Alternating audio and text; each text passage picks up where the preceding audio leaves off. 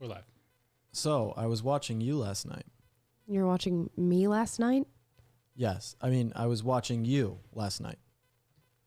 You were watching me? Is this something that you do? No, I was watching you. I don't get what you're saying. This is really... You. I was watching you. Are you stalking me? No, I'm watching you, the show. There's a show called Me. No, the show is called You. It's a show on Netflix called You. There's a show on Netflix called Amala. This is ridiculous. I was watching you. And I was also watching you, the show. I don't know. We tried our best to redo this magical moment. All the stars have to be aligned for that to actually work. All the stars really have to be aligned for that not to sound like the dumbest bit of dialogue to ever hit the air. But it did. It did happen. It happened on Fox News on the Ingraham angle. Let's take a look at this clip. Antidote to the politics and all those woke storylines in so many shows today. You know, I was watching an episode of You where measles came up. Wait. When did I mention measles? I don't know. It was on You. Wait, what was on me? What are you talking about? Is Raymond not hearing what I'm saying? I never had the measles. Was on You. We never did we never did a measles and vaccine episode. Is this a joke? I know. I don't even know what you're talking about. It was on You. It was on You. I've never had... Raymond, I've never had measles. What are you talking about? This is stupid. It was an episode of a show, Laura. What's it called? You. Oh You. It's called You. I've never done a show on measles. I just completely give up. We got to get It's out a of it. show I give up. called You on Netflix. There's a show called Luring on Netflix. Oh my God. Never mind. I'm moving on to Adele. I can't explain this to you. The pop singer had an open... There's just no explanation for how this occurred. It's very funny. It is extremely funny. It's quite comical. I really enjoid that. This is one of those embarrassing moments that you don't ever live down. I feel like everybody's you don't ever going live to. down? Oh gosh. Who? Yeah, Me? Who, me? There's a show called Amala on Netflix. You never lived this down. No, You I love don't. that. That's one of my favorite things. Oh ever. my gosh, people are going to be bringing this up to her for ages. That's so embarrassing. Yeah. I mean, it's not that embarrassing. It's a little embarrassing. But if you don't watch Netflix and you don't know the show. Yeah, I guess, but to just go on, it goes on for so long. No, that's what makes it very... Long. I'm sure that the leftists on Twitter are going to be like, Laura Ingraham is such an idiot for doing this. Yeah, for you guys, the show You, the Netflix show titled You. There's a Netflix show titled Will and Amala Live Audience. There's a Netflix show titled You that they were trying to talk about. And we actually covered it on the show before because I was talking about the measles propaganda in that show. So they tried to no avail to do this on Fox. So... But see, when you talked about this and you talked about the show, you framed it as there is a Netflix show called You, and on this show, blah blah blah blah. You started with that. It took them like 20 minutes to get to that point. And granted, she still didn't get it after he said it's a show on Netflix called You. It almost feels like it's a bit. Yeah. With like how much she went into it, it feels like it's like a bit. But you know it's not because it's just so embarrassing. Oh my goodness. It's really funny. I watched that and I just got mad because I'm like, these people just need to communicate. The guy also could have explained it better. Yeah, Gonna of be course. honest. He could have explained it better. Yeah. So there's a show, the title of it is You. It's on Netflix. Anytime that's an inherently confusing name of a show. So anytime you're going to talk about it, you have to be prepared to like set it up as, hey, I'm talking about a TV show. And he totally failed to do that. Yeah. So Totally not that it lets her failed. off the hook. There's a show called I was watching You're an Idiot. Who's an idiot? I'm an idiot? How dare you? You're an idiot. That's the show. You're an idiot. There's just, I don't know. It seems just so avoidable. Anyways, that was just a funny chuckle moment for the internet today. And, you know, it was, a nonpartisan chuckle. I love it. I love nonpartisan chuckles. I love nonpartisan chuckles as well, Moderates make me laugh. Right. It's even better than Really when lights me up. conservatives do it. Agreed. Yeah. Agreed. Yep. When leftists make me laugh, I love it even more. Do they make you laugh? No. No? Well, everybody makes me laugh. Literally Everybody everything makes me laugh. So Leftists make me laugh more than conservatives do. Do they really? But not by intention. Oh. It just happens because of the things that they say. It's just it's a byproduct Yeah, of exactly. the stupidity. It's not comedy. It's just hilarious ignorance. Speaking of hilariously ignorant leftists, here's a video coming out of a school board meeting with a far left activist at FWISD school board meeting, threatening parents who are critiquing and criticizing CRT. A very angry young man. Here we go. Got over 1,000 soldiers ready to go. We're not the board. He should He's I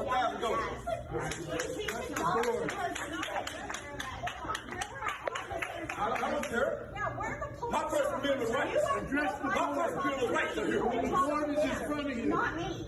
If you want to talk to me, I'd be happy to talk to you. You're not going to yell at me. Time. Yell at me. You're not challenging us. Time. Address the board. Yeah, I'm going to bring my soldiers with me next time. So real. Not promoted. I bet you that. Locked and loaded. Did you just threaten me? Bye. I don't know why this makes me laugh too. But yeah, no. See, it's unintentional. I'm going to have 1,000 soldiers up in here. I don't think they could fit 1,000 people in I that don't room. think they could either. It'd be But pretty jam-packed. it's a very interesting threat. I'm going to bring 1,000 soldiers to your school board meeting, locked and loaded. It seems You pretty. better teach these kids that white people suck. Otherwise, we're going to come in with 1,000 soldiers. Right. You better teach my children that I'm oppressed because I'm a black man. Also, I'm going to bring 1,000 soldiers to this school board because I'm so oppressed. So the guy who's in that video who's saying that, something you guys might not know, people will say, oh, this is just empty threats. You know, it's empty threats by some guy just saying something. This guy is a convicted felon, okay? He also is a part of a militia group in the town of where he lives, okay? Is a legit, you can go and look at pictures. I forget the guy's name. I wish I had. His name is Malik Austin. Malik Austin, right? And this guy's part of a militia in his town, right? He's like done stuff like a black militia. So these aren't just like empty threats of him coming and saying, you know, oh, I'm going to bring people to come and storm this and talk about it more. It's like, no, this dude's like, could potentially be nutty. Yep. You know, and what is the FBI going to do? The FBI is spending its time right now going after domestic terrorist parents. I mean, Merrick Garland put forward stuff to look at parents as domestic terrorists. But then when you have someone who legitimately is coming in and threatening people, you think they're going to do anything? You think they're going to drop everything they're doing to go and investigate this? No, they're not going to do that. Yeah. Meanwhile, the DOJ is putting out letters saying that parents protesting CRT are domestic terrorists. Out of the people in this room, who sounded like the domestic terrorist? To me, it was the parent standing up front and saying, I'm going to bring 1,000 soldiers locked and loaded to the next school board meeting.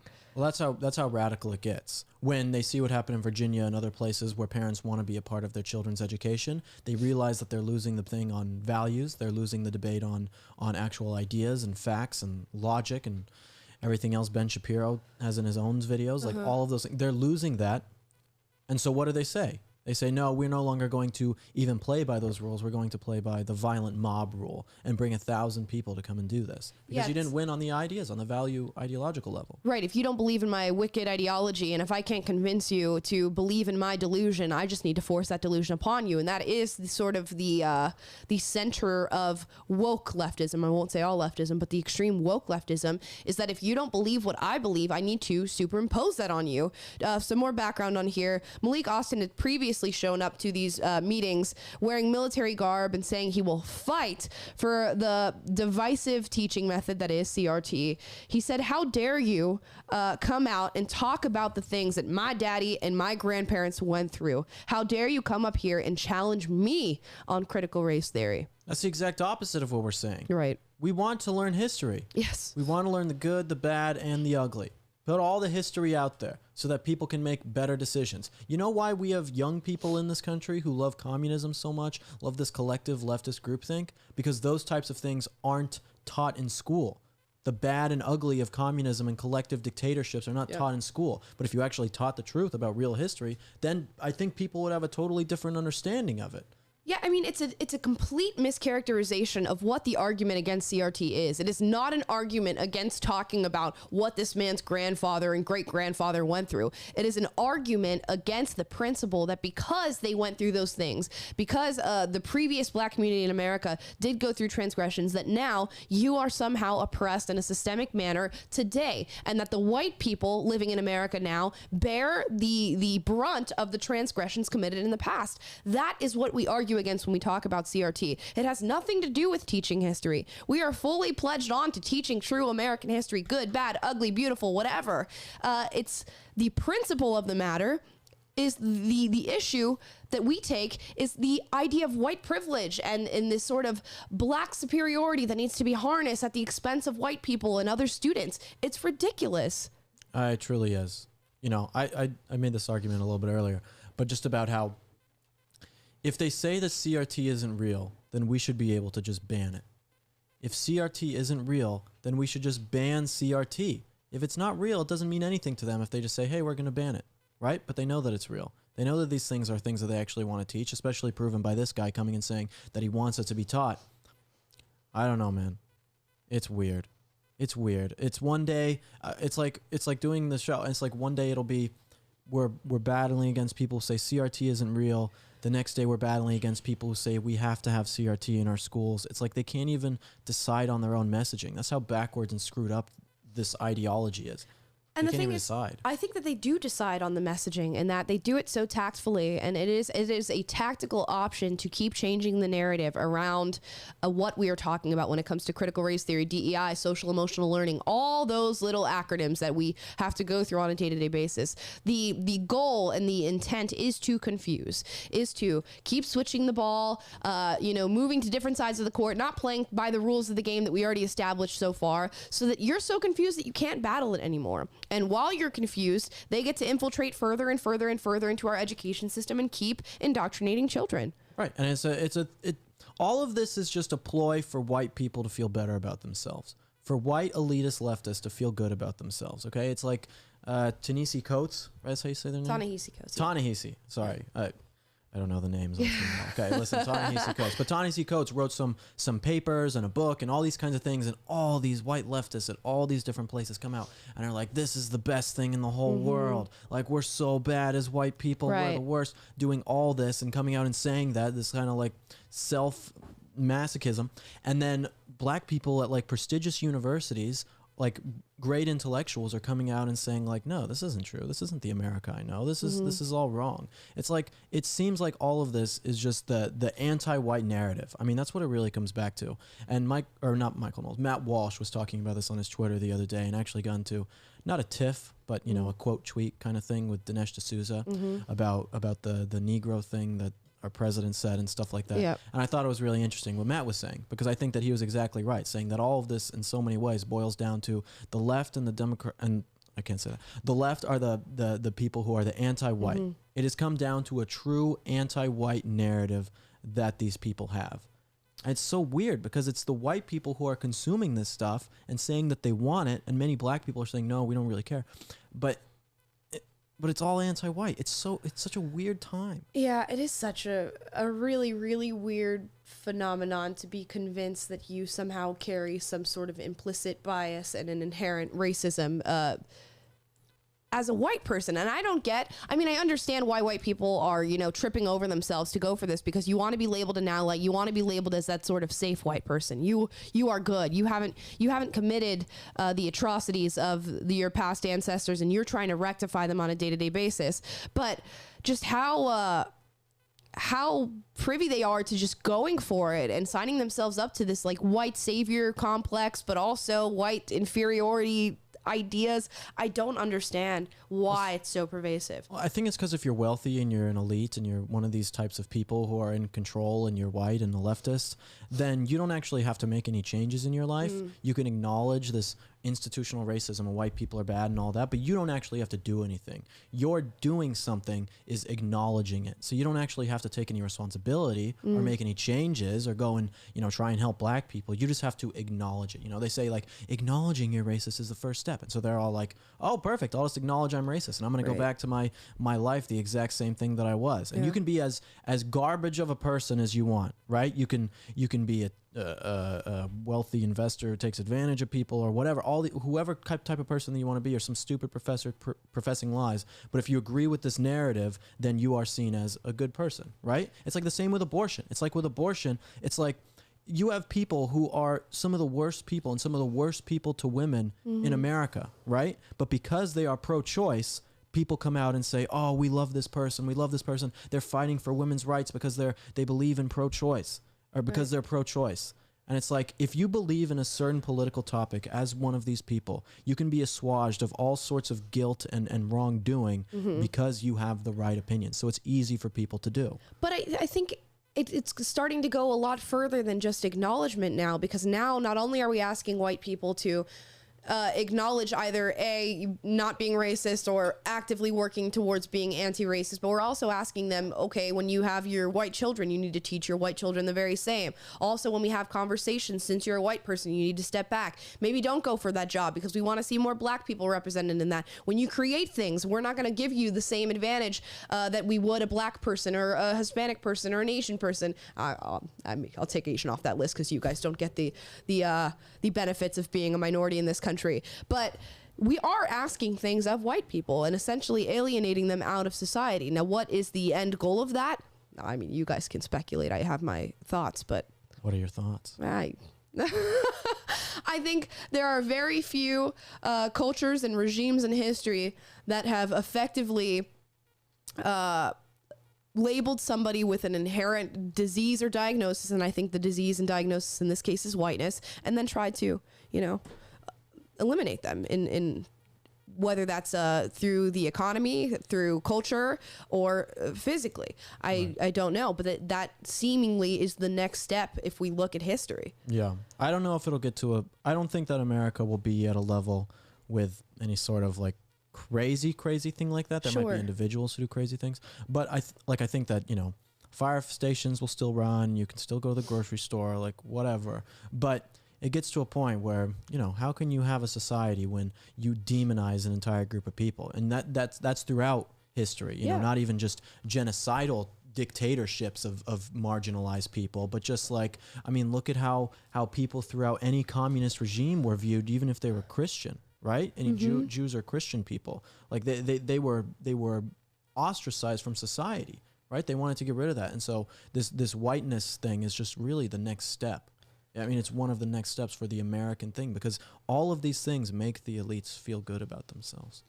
Yep. But I think the whole whiteness thing, just to chime in here, is more of an ideological purity test than it is like actually discriminating against people on the basis of their skin color. Like, they're not mad because of the color of your skin. They're mad because you're not bought into their ideology of being anti-white and blaming the patriarchy and the modern Western world culture set up by white men. You know, that's what they're trying to usurp. It's not necessarily like the fact that your skin's white. When the evidence of that is there's lots of white people. The people who are most passionate about this stuff are the woke white people. So they're not mad at their own skin color.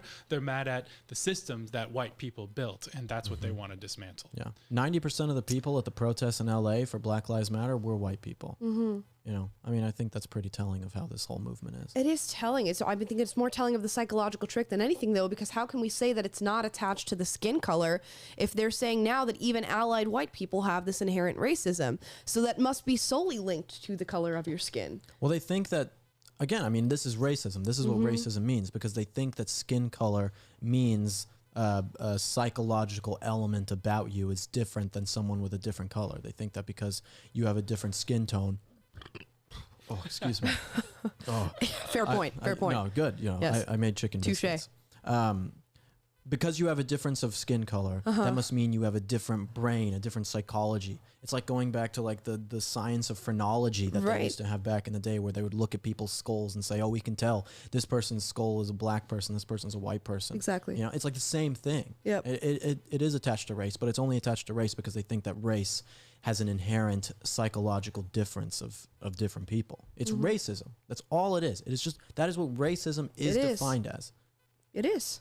It's attributing things to somebody because of their race, and then also attributing superiority and an inferiority. And I think that's part of the rhetoric when it comes to Black Lives Matter. A lot of the times is that white people truly are not superior. They are inferior beings. They just had all this privilege and history just happened to be on their side, but they're truly inferior to the black people and the Hispanic people and the indigenous. And I think that's the heart of it. And that is why it is racist.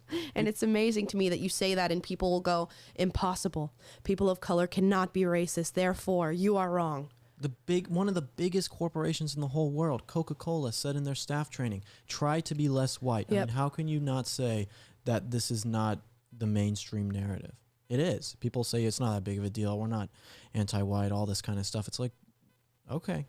You know? Yeah. Whatever you say. Okay. Maybe once like you actually change the words on all these different things that you're putting out there, maybe I'd believe you. Right. At least make it like covert, but you're not at all. You put it out in the open and then say it's not happening. It's the same with CRT. I mean, it's so weird. And what that is that the fact that it is so it's just so out in the open these days points to where we are in the stepping stones of this process. We are at the final stages of it. And I think we talk a lot about warnings given to the American people. We talked about it on the show yesterday.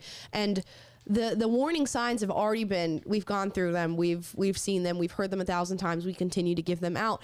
But the fact that the indoctrination, the propaganda, the lies, the effort to brainwash people is so blatant now, it is so in your face, shows that we really are in the final stages of this process. They no longer care about hiding it. And this is a process that they've hidden through the 1960s, 70s, 80s, 90s, early 2000s, and now it's out in the open, which means in their minds, the process is done.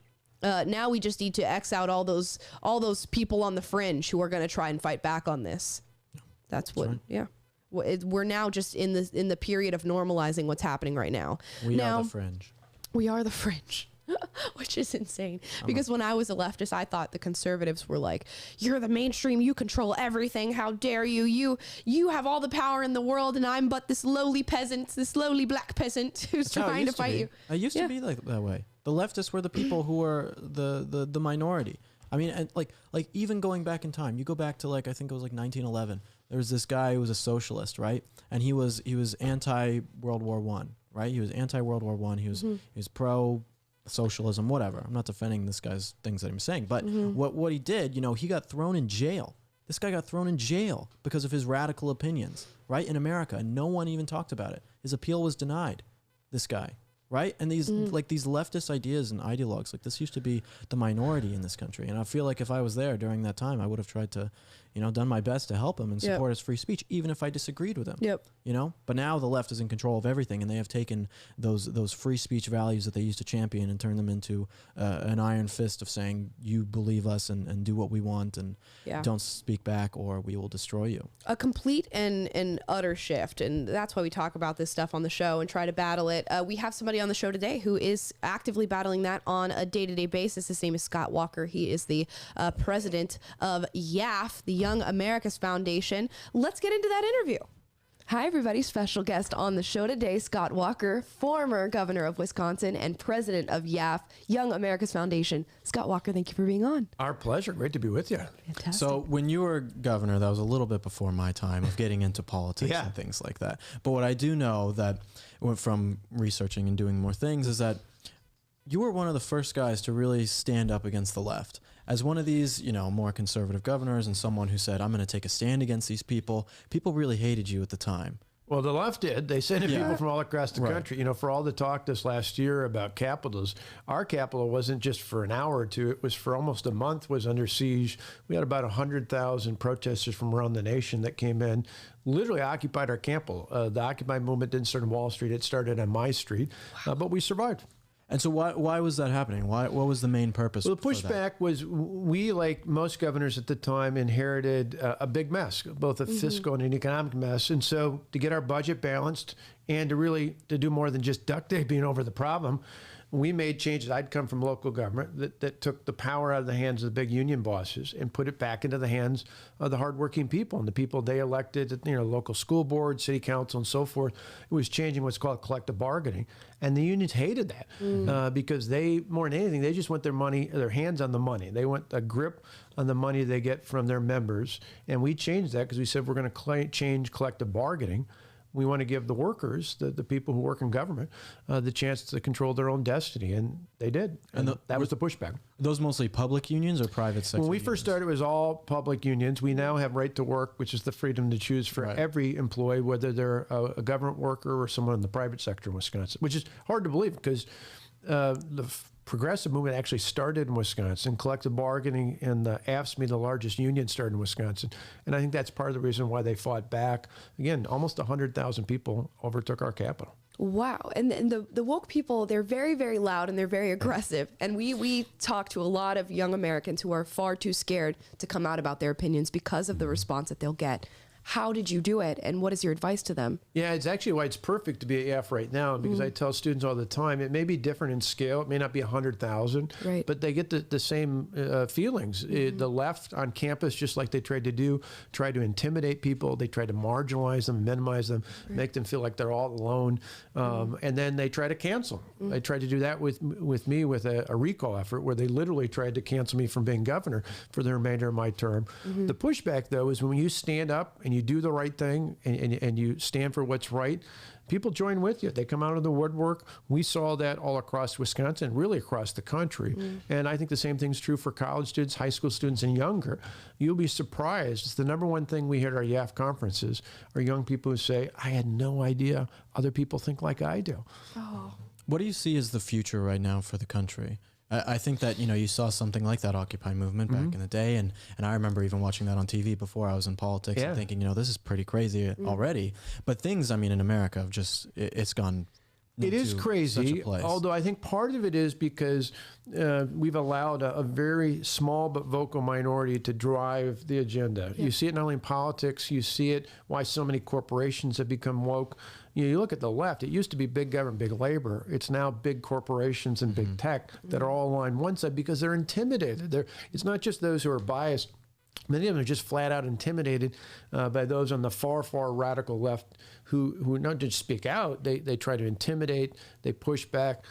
As conservatives, as people who believe in freedom and opportunity for everyone, I always tell our students, the left wants to pit one group of Americans versus another. Our response should be simple. We want freedom and opportunity for everyone. I don't care whether you're black or white, rich or poor, young or old, whether you were born here or you came here from somewhere else legally. Everyone in America should have access to the same freedom and opportunity that we all inherited from our parents and our grandparents and generations before. That is a powerful message. And the good news is, as down as people might be, the good news is that when people, particularly when young people hear that, it resonates. That's the whole reason why the left pushes the whole cancel culture, is because they don't want people to hear the truth. When they do, they react. If you were president right now, a sort of hypothetical situation, and there was one thing that would be the first thing that you would do right now, seeing how the country is, whether it's inflation or the border, and there was the one thing that you would do right as you got into office, what would that thing be to fix in this country? Well, get government out of the way. I think it's not only the government overall, but push it back to the states and back to the people. Our founders were brilliant in so many regards, but one of the things they believed so strongly in, they didn't just put it in the Constitution, they reaffirmed it in the Bill of Rights. They said if it's not spelled out in the U.S. Constitution, it's inherently in the rights of the states and more importantly, the people. And I think so many of our problems in our federal government, for sure, are because they've taken on things that don't belong to them. Good example is the U.S. Department of Education. Instead of saying you get rid of it, I don't want to get rid of it. I want to send it back to the people, back to the local school boards and to the parents. It's one of the most optimistic things that's happened in the last few weeks is what we saw in Virginia. It was really parents standing up and saying, not just Republicans, but independents and even some Democrats who said, I want to be involved in my kids' education. How dare you say that this is nothing I should be involved in?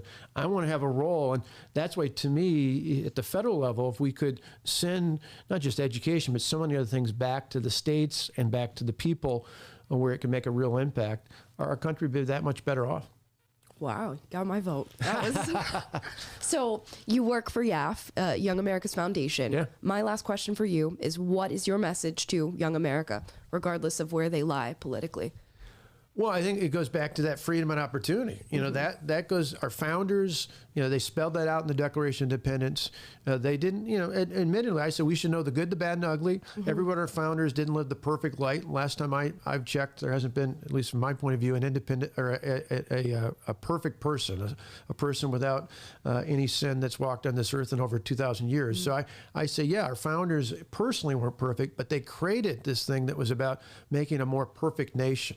And it was both focused on the fact that all of us, no matter who we are created by God, not by the government, with equal and with certain rights. And what we should spell out to young people is we want to make sure those rights, those freedoms, and those opportunities that we were passed on all throughout the history of our country continue to be things that we fight for today. Let me ask one more question. Sorry. Go for it. No, we got to capitalize on this time. Yeah, the thing that you're saying with that is making all the young people realize that these rights are, you know, we want to protect that. I'll go and talk to young people when I'm either giving myself a speech or on the left or at a campus group or at a rally or something, and these leftists will say, you know, I no longer want these rights. They'll say, I no longer want the First Amendment. I want people who have, you know, a difference of opinion to be shut down, or I want to get rid of the Second Amendment. What is your advice for dealing with that type of strategy? Who don't want their rights preserved? Well, one, I think, again, they're a very vocal but extreme minority. I think most people are rational. Most people just sit on the sidelines because they're intimidated by those voices and how outrageous they are. And so I encourage people. It's like what you're doing, certainly what we do with our conferences and speeches. The more we can give people information, the more they can counter it. We saw in the last year during the pandemic, for example, the speeches, including Dennis Prager and others who spoke for us in the past on campus, we've seen a skyrocketing, for example, on our YouTube page. I think not just because young people want to hear the lectures, they want to see the Q&A. They want to say, how do I respond to some of these outrageous claims out there? Because it's really important for people to know we don't live in a democracy. We live in a republic. And why that's so important is those rights are guaranteed whether your party is in charge or not. It doesn't matter who has the majority at that particular moment. The rights spelled out in the U.S. Constitution are rights given to us by God, and the sole focal point of the government is to protect those rights. And when they don't, we have every right to stand up and push back against the government. So whether they want them or not, and I think most people do want them, the bottom line is to preserve the rights of everyone, including some who may temporarily be in the minority. Every one of those rights have to be respected. Amazing. Guys, you heard it here first. Scott Walker, former governor of Wisconsin and now president of YAF, Young America's Foundation. How can people support you in the work that you're doing? YAF.org, YAF.org. Not just people who want to help financially, but if you've got someone, you know, if you're a student, we'd love to have you come to our conferences. If you're a mom or dad, grandma, grandpa, whoever it might be, go to YF.org. All our conferences are up there. We constantly are populating with new ones. We're going to add some new ones next year on American exceptionalism. We already do them on free enterprise. We go out to the Reagan Ranch. We do them all across the country. So YAF.org. Not only if you want to help us, but particularly if you want to help recruit people to join our cause in high school, in college, and increasingly we're going to focus in middle school and younger. Join us, and we love to partner with PragerU. Nice. Yeah, I went to the Reagan Ranch a couple of years ago and with some YAF students. I wasn't in the YAF program, but I went there. It's beautiful. It's amazing. It is, and one of the great things, I obviously came of age during Reagan, so I love him. But if you go back and you look at his speeches, for example, A Time for Choosing, the speech he gave at the end of October 1964, the week before the campaign, when Barry Goldwater was running, other than him mentioning Barry Goldwater briefly in that speech could be given today, and it would be just as effective. Reagan's big ideas, his thoughts, his speeches were timeless, and it's part of the reason why we love being connected to his legacy. Right. Well, thank you so much for coming on, man. Great to be with you guys. Really means a lot. Appreciate it. Thank you. Thank you. What a great guy. I feel like we finish all of our interviews by going, what a great guy. Wasn't that a terrible interview? Yeah, it was just atrocious. It's so bad. Yeah, oh my goodness. What a just. We need to start ending our interviews like that. just to spice it up a little bit, just to have something different. Scott Walker's great. I met Scott Walker about 4.5 years ago, like for just randomly at an event. So it was just in passing. So I don't think he remembered me. I remembered him, but I don't think he remembered. Isn't it me. awkward when people don't remember you? Never happened before in my life. Oh, okay. So Sure. Yeah. Well, clearly it did happen with Scott Walker. well, first time for everything. Speaking of not remembering, Austria and Germany don't remember what it means to give people rights. Good one. Was that a great good transition. segue? Yeah. Thank you so much. Here's the article out of NPR. Austria and Germany impose restrictions on unvaccinated people as COVID cases surge. So what has happened is Austria has placed some 2 million unvaccinated people on partial lockdown, while neighboring Germany has reintroduced free coronavirus testing as the two countries contend with soaring rates of COVID-19. What does soaring mean at this point? But amid a Europe-wide wave of new infections, 2 million people placed on partial lockdown in Austria. Do you have the vaccination rates for either of these two places? I can look them up while we Look are them up. discussing. Look them up because I think that is imperative to this discussion. Because in Florida right now, there is 6 times less cases than in New York City. New York City has a Vax Pass. Florida is free and open with no masks and no Vax Pass or anything like that. And they have 6 times less cases. The number one most vaccinated place in the world, Gibraltar, it's 100% vaccination rate. You know, maybe there's a couple who aren't, but essentially it's 100% vaccination rate. Has a rate that is soaring, using their words, soaring above the COVID rates of Case the rest of the rest of the European Union. Sure. So what the hell is going on? Okay, so we have Austria at 64.5% vaccinated. Germany at 67.5% vaccinated. Those are fairly high. That's fairly high numbers. When you would think that you have over 2/3 of the people of your entire country, why are your cases now rising again? Why? Right. Well, they do talk about how the case, like they openly admit, even CDC and everyone says that the efficacy of the vaccine declines over time, and most people who were fully vaxxed were vaxxed like 6-8 months ago, and so we're within the time frame for those to go down. But also, Well, so then even wouldn't you for tell fully people vaxxed that? cases, people get breakthrough, huh? Wouldn't you tell people that then? I mean, wouldn't you say, hey, instead of locking people down, if this is really the efficacy of it and you need to get a booster, then get the booster. Why would you then lock people down? What is the point? Yeah, well, the crazy part is that why is our immediate, knee-jerk reaction every time something like this happens is, oh, we just got to take away everyone's rights and make sure they stay home. Like, is there any documented case of lockdowns being more effective at preventing spread, There is death, none. Or we know that they make life worse. We know that the excess deaths go up a year after the fact because people don't go get the treatments for other things that they need, and depression goes up and suicide rates go up. We know that happens as a lockdown. But I don't know of one country or state or any city in the world that locked down and was like, yes, this is really what solved all of our problems. No, and yet that's not at the all. first thing that we resort to anytime there's an outbreak of cases. It's utterly crazy. It's the first thing that they resort to because they know it's a power grab. What was the guy you were telling me about who said you should make use of any crisis that happens?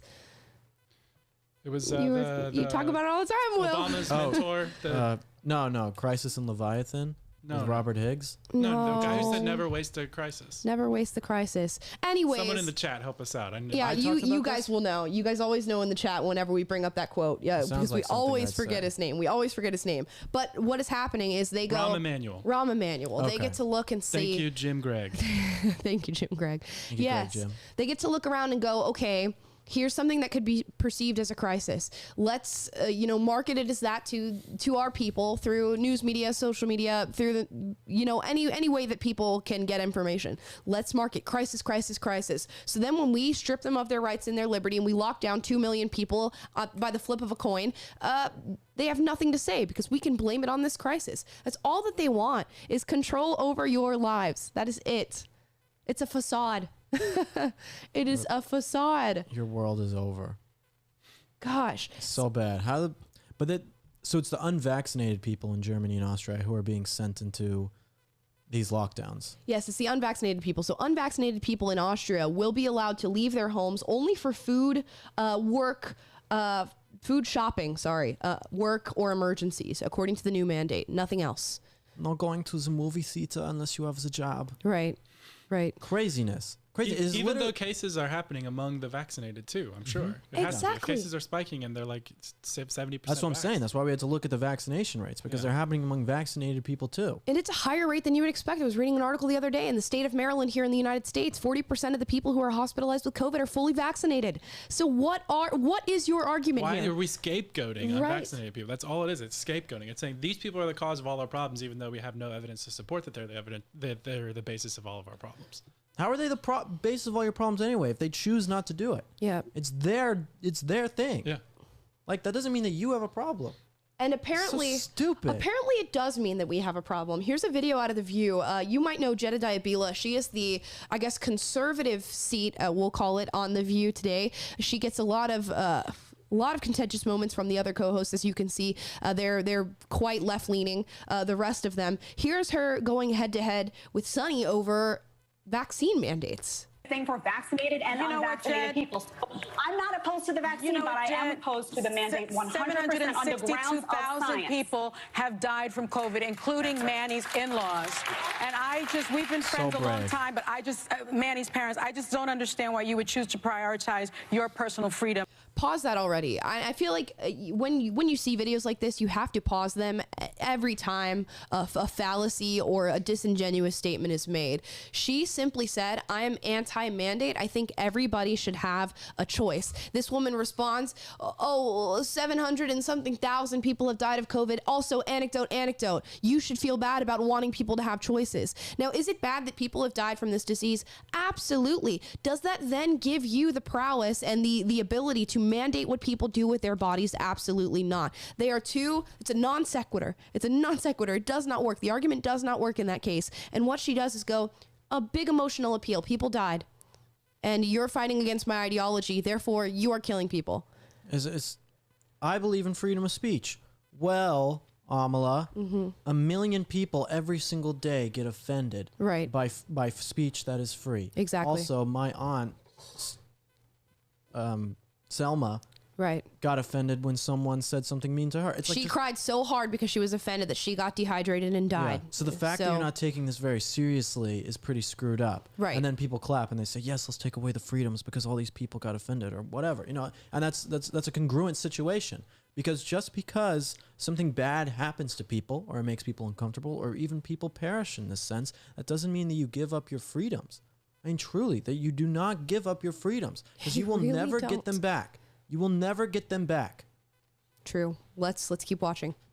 Over health and safety of others. And I just really don't think that we should allow this kind of misinformation on our website. We've had the United States Surgeon General debunk. Yes, I heard what he said. Everything that you've just said, and I just don't think we should allow this kind of misinformation on our air. I'm really sorry, Sonny, first of all, I'm really sorry, Sonny, first of all, I would say to you as a friend.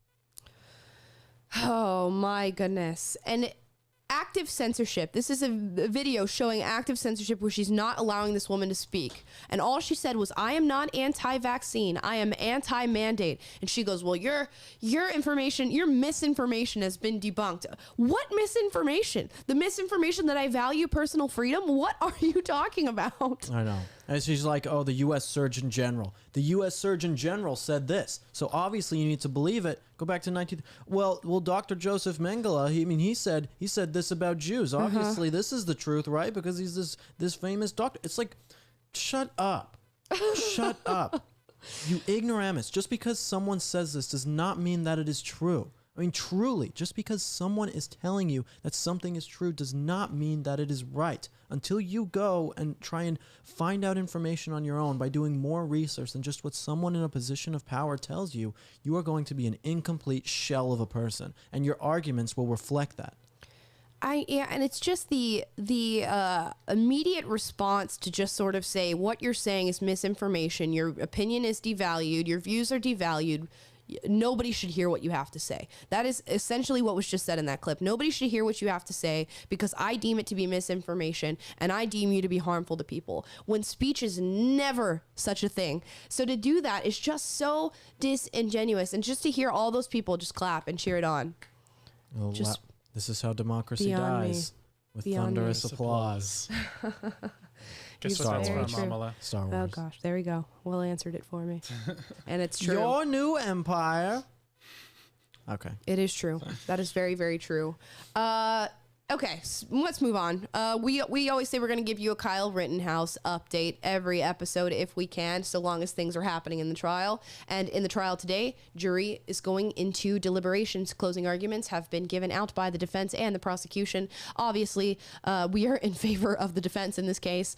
The defense has done a stellar job defending Kyle Rittenhouse and what he was put through in that moment in Kenosha last year with the shooting that subsequently occurred after him being attacked. So we're hoping to see the jury come back with some not guilty, especially on all of these major charges. And with the performance of the prosecution, I see that being very, very likely. Taylor, you had an update. You said a couple of jurors. A couple of jurors were, I don't remember, I just read it on Twitter, but they were like, Jack Posobiec tweeted it. Actually, it was in our Slack channel, Nikki posted it. But they were citing that they were afraid of unrest, and so that's why they were hanging up the decision, basically. You know, and I've made this point on the show on several occasions now. It's got to be very difficult to be a juror in this case. Now, jurors, as you guys know, should be introduced to the case for the first time when they enter the courtroom. Of course, this is not what happened with Kyle Rittenhouse. The media coverage of this is just all over the place, and one-sided media coverage of this. So I'm sure they feel an immense amount of pressure to deliberate and give a verdict that is going to not only be true and just, but satiate the protesters and rioters waiting outside the courthouse. I pray for the safety of Kyle and his family after this.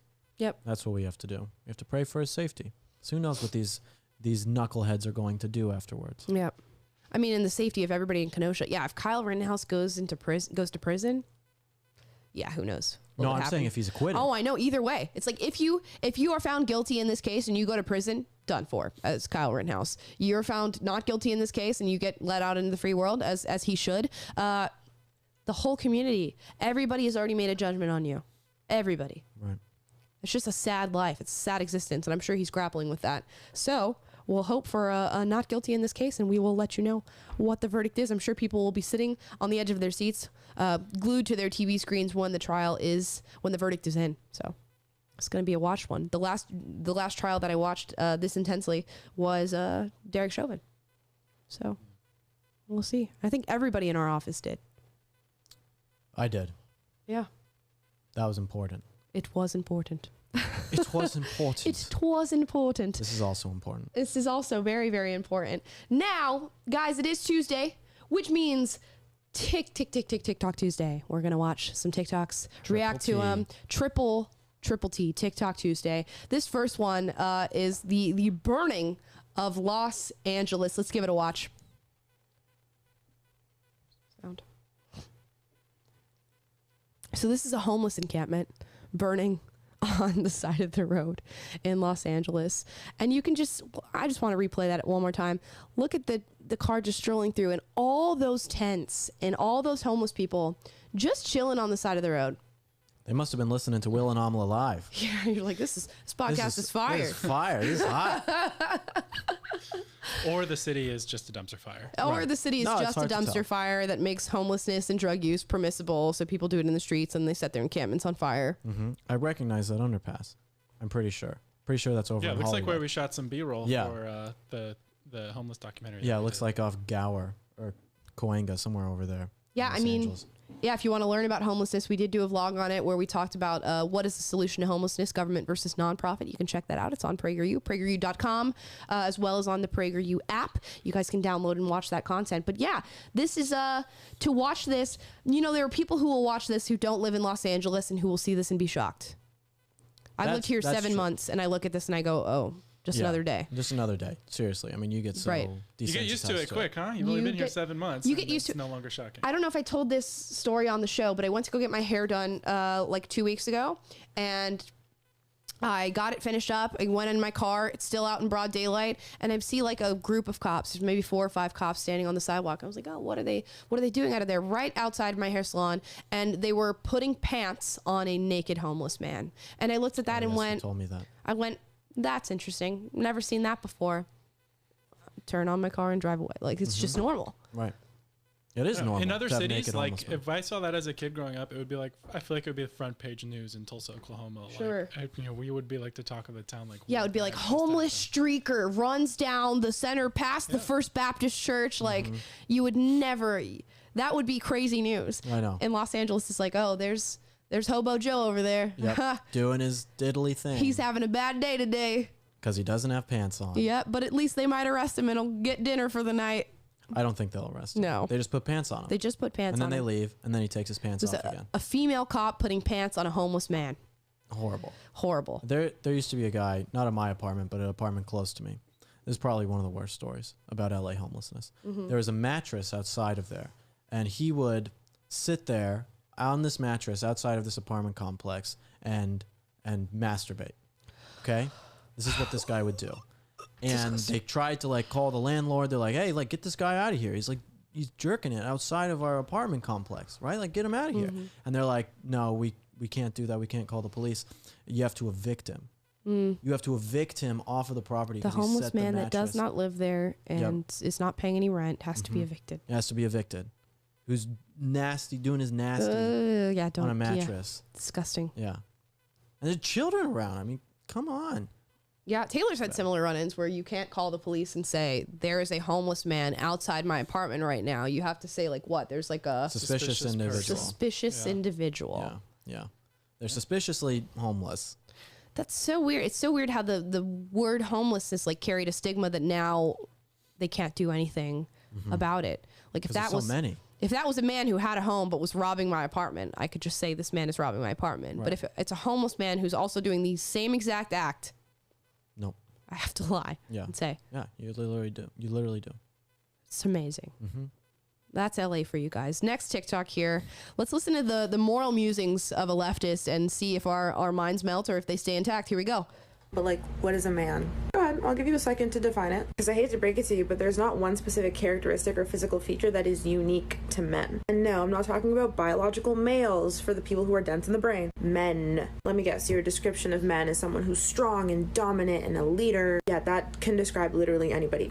Anyone can be those things. Probably also said, oh, someone who has a pee-pee and no tatas. Yeah, pee-pee doesn't equal man and tatas doesn't equal not man. So there is no universal way to describe men. Unless you're a Republican like this girl who views the world in such an archaic, patriarchal, misogynistic ass way where their definition of what a man is supposed to be is like extremely rigid. But like actually think about it. Really reflect on it on your own. Try your best to find a non-transphobic, non-misogynistic way to describe men. Whether it be physical features, characteristics, whatever. You said let men be men, right? But what is a man? But like... Is that a shower cap? No, it's a silk wrap for your hair. It's a black girl thing. Oh. Thought she just got Leave it to Will to make that the immediate response. It's also a black man thing. Yeah.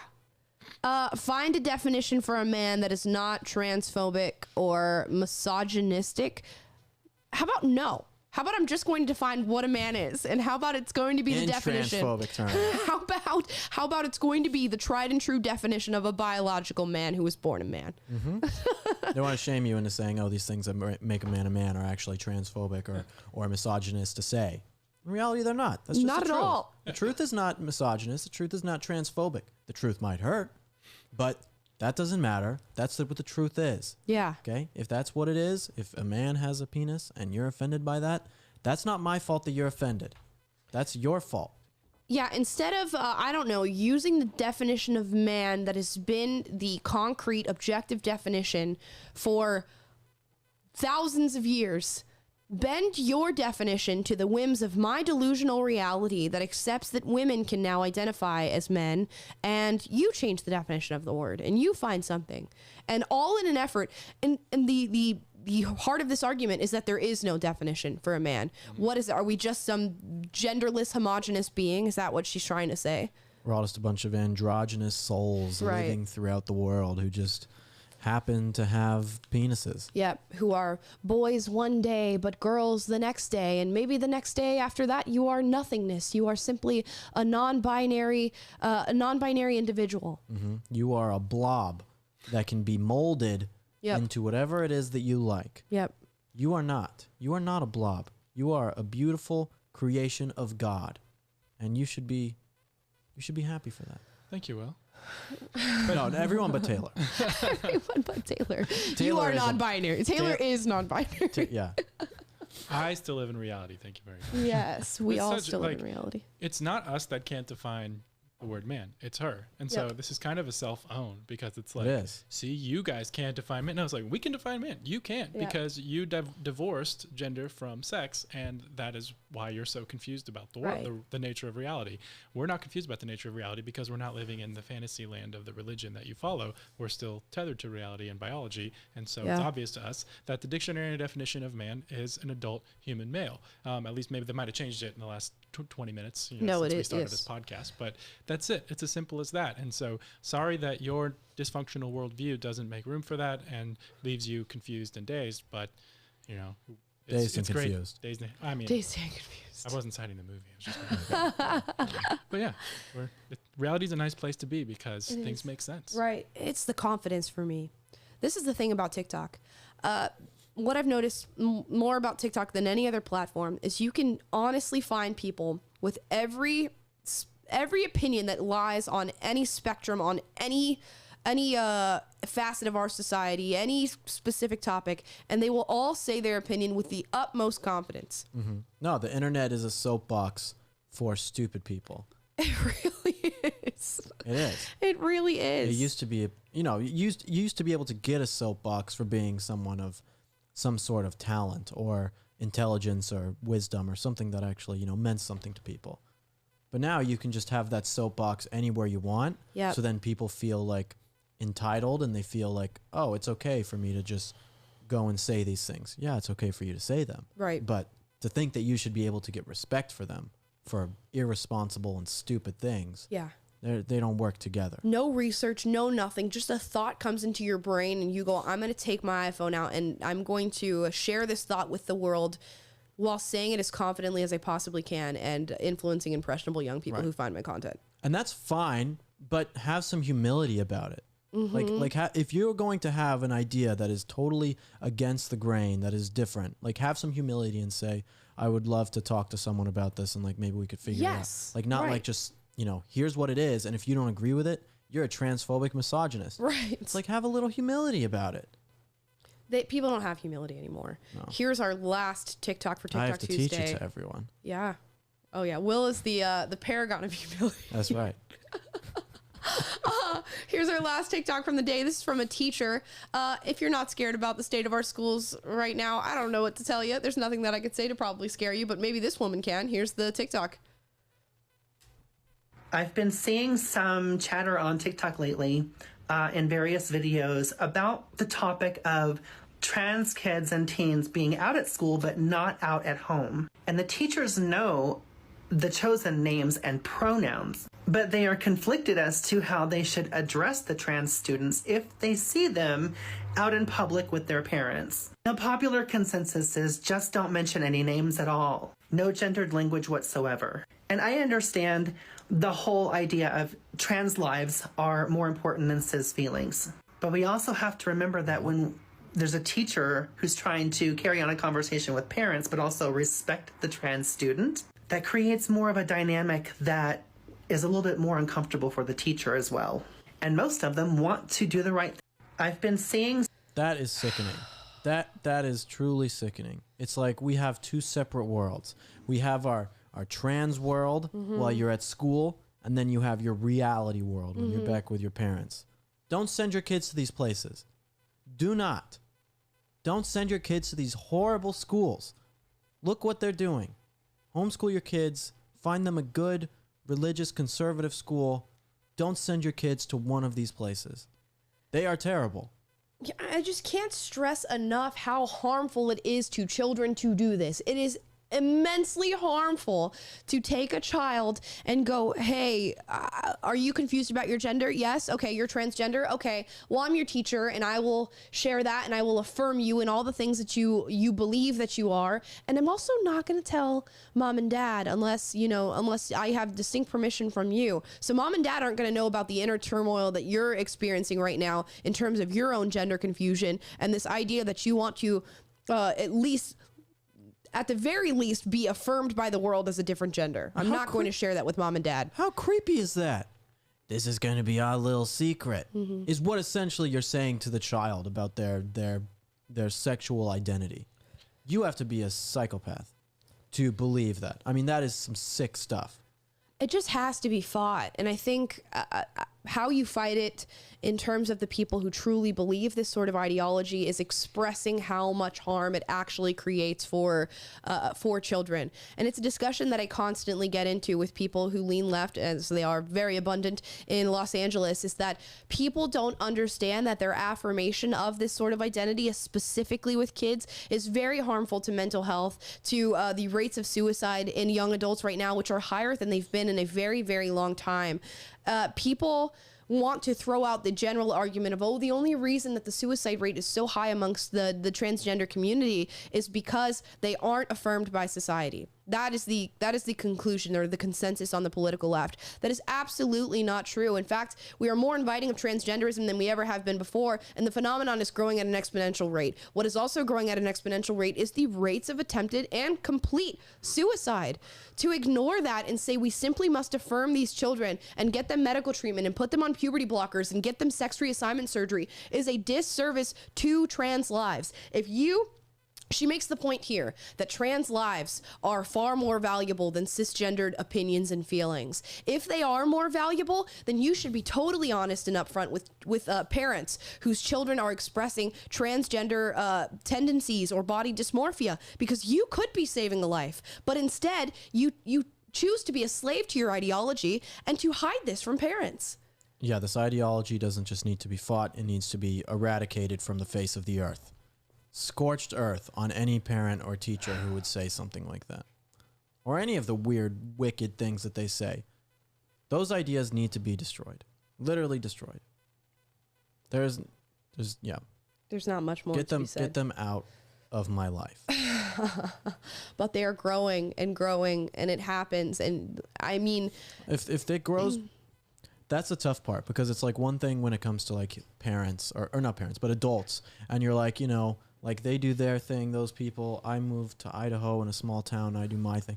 You know, it's different. But when it's like these people are putting it on their children, it's like, well, now I have to step in.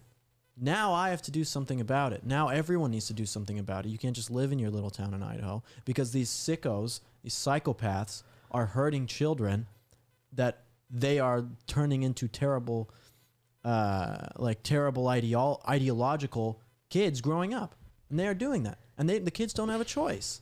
They don't have a choice. And that is the really difficult part with this entire conversation, is you are taking somebody who's completely malleable, impressionable, and then giving them a false premise as to how reality works, how biology works. And it's not only going to affect children, it's going to affect adults who are subscribing to this ideology. It's going to affect generations to come. We're not going to get proper studies around transgenderism because everybody is completely biased when it comes to their ideology on this. We are not going to be getting comprehensive studies of what it truly means to treat transgenderism and body dysmorphia, because we are so subscripted to our idea of what it means right now that we will not look into the actual truth. And the actual truth is that it's harming people. It's craziness. You are, by supporting this, you are ending trans lives. I cannot stress that enough. If you say trans lives matter, but you support nothing but blind affirmation of this ideology and of this thinking, especially for kids, you are, in essence, ending trans lives. And I don't understand why that conclusion cannot be sought out. That's the end of my spiel on that. I get very passionate about this because it's just a blatant ignorance when it comes to the idea as a whole. And so often conservatives get labeled as transphobic. You hate trans people. No, if you are a young person, any person, I don't care who you are, and you are confused about what gender you are, so much so that you feel the need to change that in a surgical manner and in a biological manner, I feel horrible for you. That's a horrible thing to have to go through. And the turmoil is real, as we see in the suicide rates and the rates of depression. It is a horrible thing to have to experience. But to ask me to blindly say that you should be able to get medical treatment that is not going to help you in your endeavor to lead a successful and happy life is wrong. Yeah, I don't hate trans people. I hate the people who push trans ideology on children. It's exactly what it is. Exactly. We feel no disdain or hatred for trans people or the trans community. No such thing. If anything, it is born out of compassion and love for what you are going through, and what you can be going through is going to be much worse if you just blindly affirm it. Right. It's more compassionate to tell people the truth. It is. The people who are blindly affirming them are not telling them the truth. And like you said, that is causing way more harm than anyone who's trying to look at this honestly and say, this is not leading you down a path toward happiness and fulfillment. And I'm sure it's a tough thing to hear, to go, I know that you're a woman now and you think that you're a man and you think that you need to change yourself and you need to change the body that you were born into. I don't agree with that and I don't think you should do it. I'm sure that is a very tough thing to hear for somebody who is experiencing body dysmorphia in this way, but it is something that needs to be heard in order to help them lead a successful life and hopefully not end their life. And that's I like what Matt Walsh says about this too, that like this is, we've talked about CRT and parents have risen up around the country against CRT, but the real and probably even a bigger battle in our schools right now is gender theory and gender ideology, because kids drink this stuff up. I mean, the rates, and because it's inherently sexual. Yeah. But yeah, they're adopting this ideology. I mean, the rates at which kids identify as LGBTQ plus IAA is like astronomically elevated in the last few years, and it's all because this ideology has proliferated, and the response to it by school administrators and people in charge is to just, like you said, Amala, blind affirmation. And I don't think parents are aware yet, but that's why we look at a TikTok like this like couple times a week. Something like this pops all up the time. It's ubiquitous, and TikTok is a cesspool, and like people start having it's like almost a trendy thing to jump onto now, and people don't realize that they're playing with fire here, and it's leading them down a path that statistically ends up with depression and suicide. Don't send your kids to these schools. Do not be a responsible parent. And battle the ideology. Battle it with I don't care if you're on, battle it at school board meetings, battle it on the internet, battle it with the conversations that you're having on a day-to-day basis, battle the ideology. The forefront of all the problems that we're experiencing right now is education. People are not educated enough to defend the things they think, yet have so much to say, and will say it to anybody who will listen, and that's what the left does, and they do it much better than we do. So go and educate people and have these conversations. They are tough conversations, but they are conversations that need to happen. Thank you guys so much for watching Will and Amala live today. Please like, subscribe, click the notification bell to be notified every single day when we go live. That is 2:30 Pacific, 5:30 Eastern on all platforms. YouTube, Facebook. We're also on Spotify, Apple Podcasts, Google Play. If you'd rather listen to us than watch, it's a fun show either way. Thank you guys so much for watching. Leave your support down in the comments. Tell me what you liked about the show. Tell me what you didn't like about the show. Tell me if you heard a story today that you didn't hear before. And we will see you tomorrow at 2:30 Pacific, 5:30 Eastern. Bye, everyone.